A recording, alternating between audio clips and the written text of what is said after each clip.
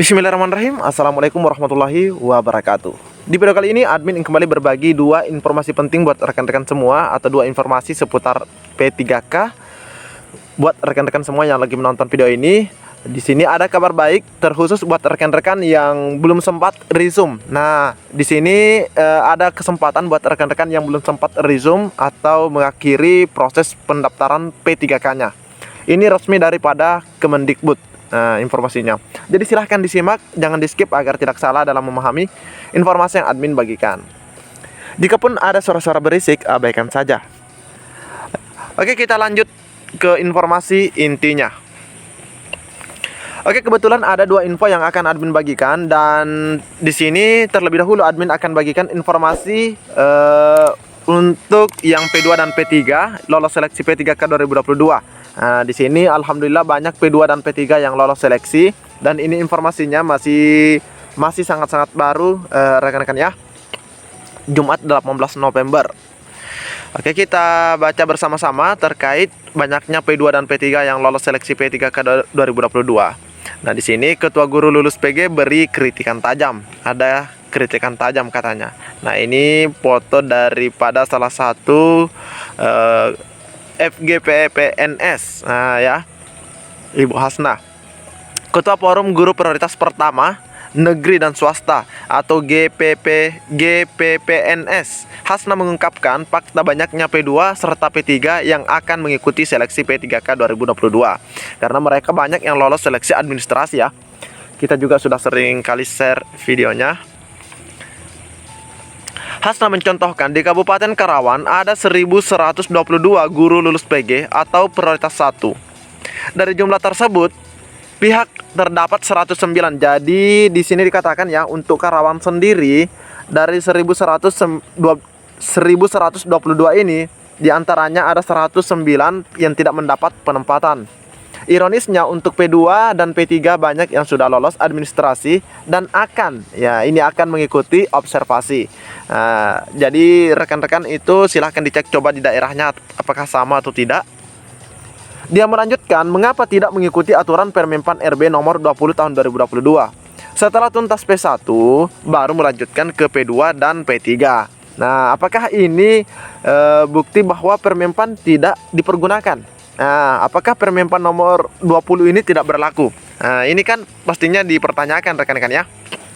Karena harusnya P1 yang diselesaikan dulu baru lanjut ke P2 dan P3.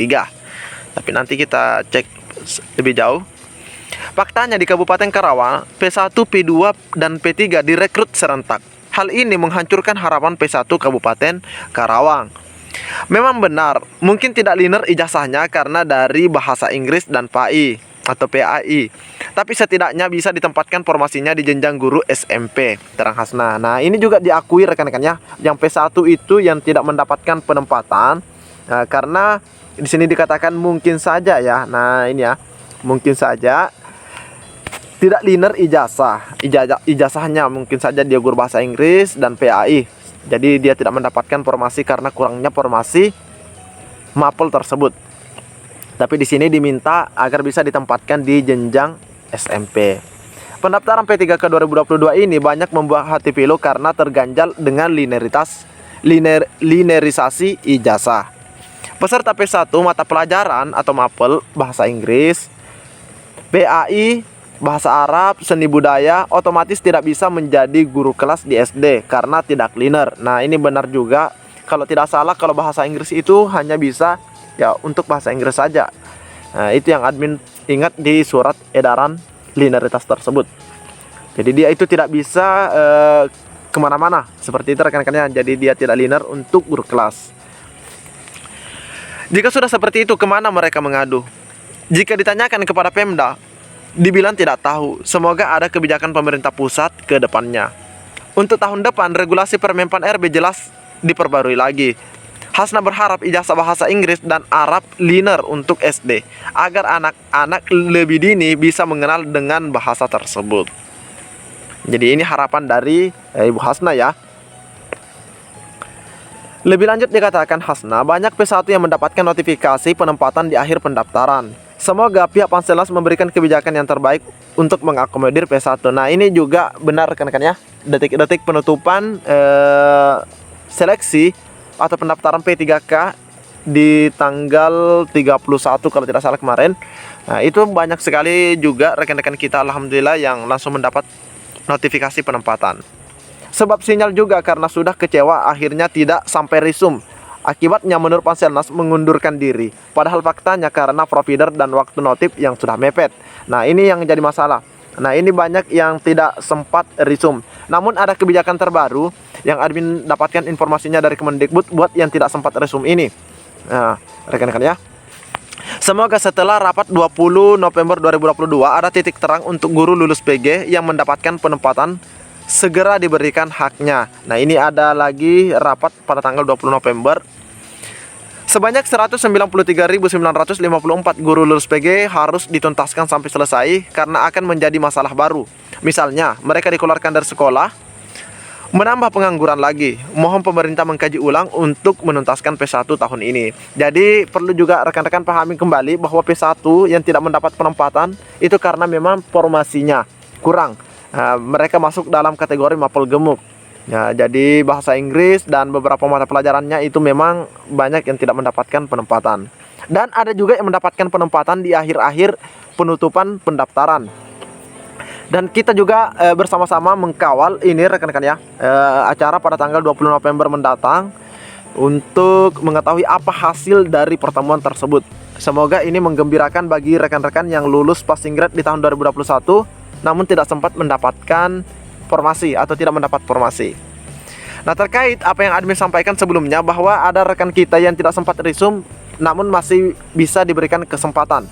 Nah, rekan-rekan ya, ada kebijakan terbaru, kita cek bersama-sama informasinya.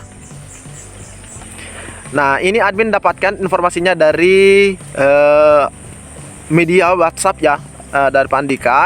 Bapak Andika, pada pengumuman awal pada 31 Oktober dahulu di halaman SSCN saya tidak mendapatkan formasi. Namun tanggal 13 November kemarin ternyata ada perubahan keterangan bahwa saya dapat penempatan. Nah, ini ya yang disampaikan juga tadi oleh Ibu Hasna. Banyak yang mendapat. Namun ketika rekan kita mendapatkan notifikasi penempatan, diinformasikan juga bahwa saat ini beliau itu sedang sakit COVID-19 sehingga belum sempat mengakhiri atau meresume di SSCASN. Pertanyaannya, apakah masih ada tenggat waktu untuk menyelesaikan pendaftaran? Nah, sekarang kan kita tahu sudah tutup rekan-rekan ya, 31 Oktober. Nah, namun di sini rekan kita yang mendapatkan kembali penempatan diberikan formasi, namun tidak memiliki kesempatan untuk mengakhiri atau melakukan resume. Nah, di sini diinformasikan bahwa kami coba koordinasi ke panitia seleksi untuk membuka kembali resume. Nah, ini ya. Jadi ini diupayakan rekan-rekannya akan mencoba berkoordinasi dengan panitia seleksi untuk membuka kembali resume-nya. Seandainya disetujui, nah tim kami, maksudnya dari Kemendikbud, akan menghubungi Anda kembali mendekati tanggal 26. Nah, mendekati tanggal 26 berarti paling tidak 24, 25, paling lambat 25 November rekan-rekan ya. Karena 26-nya itu sudah pengumuman hasil jawab sanggah. Nah, seperti itu. Jadi rekan-rekan yang belum resume jangan berkecil hati dulu. Semoga saja masih ada kesempatan yang diberikan, dan ini akan dilakukan koordinasi oleh Kemendikbud dengan panitia seleksi. Misalnya dari PPK atau panitia seleksi nasional. Jadi rekan-rekan yang belum resume silahkan ditunggu informasi karena akan dihubungi oleh pihak Kemendikbud. Seperti itu rekan-rekan ya. Semoga ini sama dengan yang di beberapa waktu yang lalu, bahwa rekan-rekan yang tidak mendapat penempatan tiba-tiba mendapatkan kejutan di detik-detik terakhir penutupan pendaftaran, yang akhirnya mendapat formasi ya. Sebagaimana rekan kita yang lagi COVID ini. Mungkin cukup sampai di sini informasi yang dapat admin bagikan. Silahkan di-share ke rekan yang lain agar rekan-rekan yang lain tidak terlalu galau. Assalamualaikum warahmatullahi wabarakatuh.